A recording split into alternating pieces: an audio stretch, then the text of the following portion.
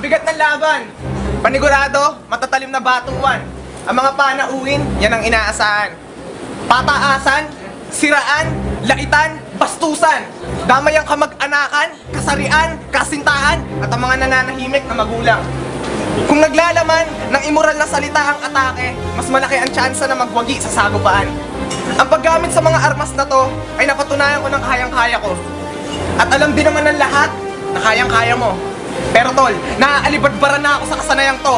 Natatakot ako na balang araw ang kasamaang maaari pang ibuga ng bibig ko ay hindi malayong gayahin at tularan na magiging panganay ko. Ang mahirap sa atin, hindi tayo manatiling nakatayo pag nakita na natin silang lahat na nakaluhod. Hindi ba tayo pwedeng manampalataya na nakatindig? Humingi ng paumanhin na hindi natin kayang gawin ang ginagawa nila bagaman may mga sugat pa ang ating mga tuhod. Hintayin na lang ba muna natin pakidlatan tayo bago tayo magising na marami na sa ating nanggagago? Hihintayin na lang ba muna natin tuluyan tayo manliit bago natin matanto na hindi ang apat na kanto ang dapat pagmasdan sa loob ng kwarto, kundi ang gitna kung saan pwede kang dumipa. Kailan mo to gagawin? Pagpatay ka na bago mo malaman na may mas malawak pang espasyo?